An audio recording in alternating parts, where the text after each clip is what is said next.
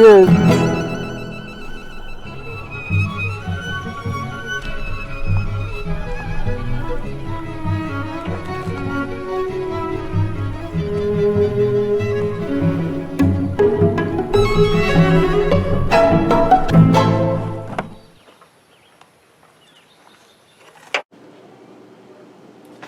Good afternoon, everyone. This is Jason again with Oregon Beekeeping.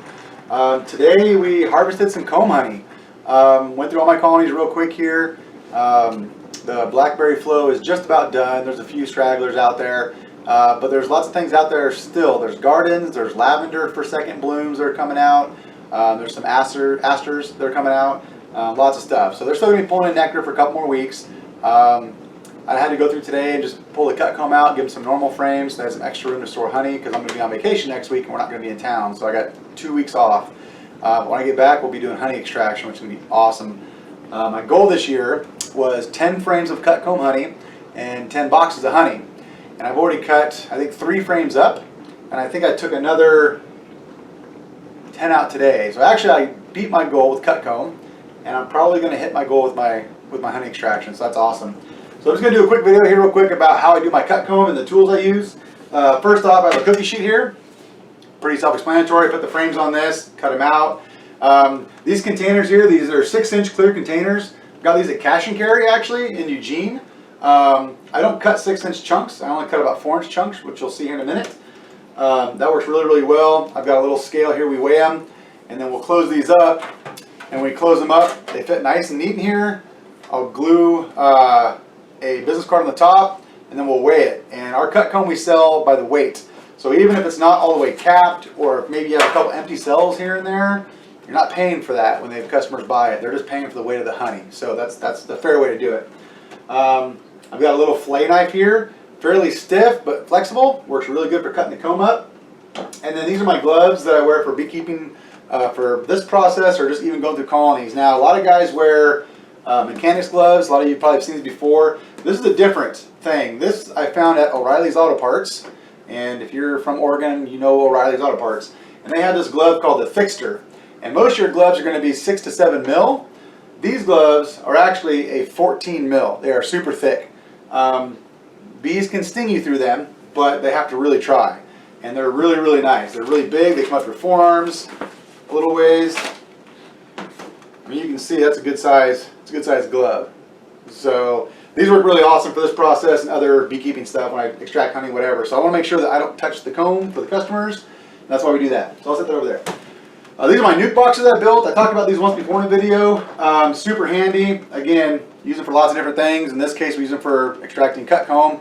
Put them in here, close the front gate. If any bees are in here, they can't get out, but the other bees can't come in to rob them out or whatever. So let me get a frame out of here. Let me put you on pause here for a second. We'll be right back with you. Okay, so I got gloves on here, got the lid off here, and here's our first frame of cut comb honey.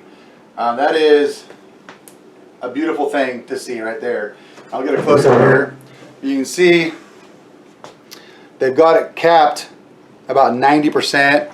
A couple empty holes here, but that's not a big deal. Like I said, when the customers buy these, they're not paying for that extra spade that's not capped. But my wood frames also, I started marking with my paint pens. So you have your queen marking pens. I just put yellow X's wherever the color of the year is. I grab those pens and I mark my wood frames like that, so I know which ones are cut comb and which ones happen to be frames with foundation. So just set it across like so, and we're looking for about a 4-inch piece. And my knife from the handle edge here to here is roughly 3.5 inches, and it fits perfectly right in the middle of those. Well, we all know these westerns are not exactly this size, so I end up having some trimmings left over, which we either keep for ourselves, or I'll take a bunch of chunks and lay them across in a container and sell that as well. So what I'll do,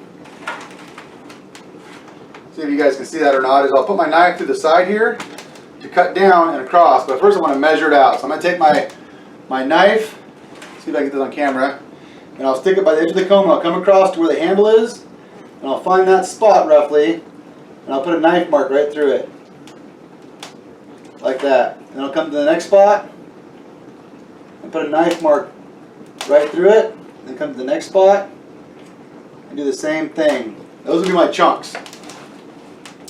So now, I will come down the first one, all the way down like so. Now, again, this is not the exact size, so I'm going to use my handle there to mark it, so I know I'm not going to cut all the way down, so it's going to be roughly about right through here. I'll make that cut on the back side. About like so. Now I'll come down the side. And it's still attached to the top here, so I'll lean it forward like so. And very carefully run the knife across. And it falls out just like that. And you see how it gets in that cup really nicely here? Fits perfectly right in that 6-inch piece. It's a beautiful cut comb right there. And again, this bottom piece here, we'll just leave that, and my family and I and the kids will chew on that, wife, whatever. Sometimes we package them up. So I'll cut the rest of these here just real quick, same fashion, just straight down. And now this is my line here I already cut. I know that's where I got to go all the way across basically. All the way up. All the way over. There's the second piece right there. And this work all the way across. That's how we cut our comb. It's good stuff, man. It's one of my favorite things to do with bees. Yeah, I mean, a lot of guys like doing different things. A lot of guys like making queens. A lot of guys like making honey. I like doing all those things, don't get me wrong, but I really enjoy having my bees make comb. It's a beautiful thing to watch. It's an amazing thing to watch. And it's great tasting, obviously, and just really enjoy the cut comb. Not a lot of people do this anymore. Oh, that one fell. But I really enjoy it. So like this piece here, I just cut that little chunk off. There's a little bit of honey and uncapped nectar here, but that's not really going to do any good. The last good piece I got there. So now these extra pieces, I'll trim these off the frame. Just come down. And that frame is done. Processed, ready to go. I'll scrape a little bit of this wax off the bottom rail and the sidebars here. This wax on top, I'm going to leave this, and every year I do this. I leave this wax here because when I go put this in a colony next spring for them to start building again, it provides the perfect spot. I don't have to put a foundation strip in or nothing. The comb's already there, and they just use it. So it works out really well that way. So that is how we do our cut comb. And I've got quite a bit to cut up today, so we're going to keep moving.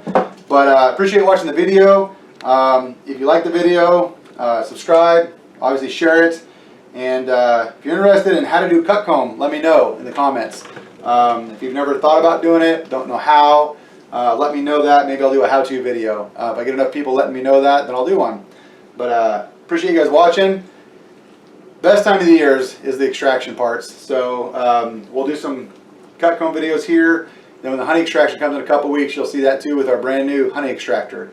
So until then, thanks for watching.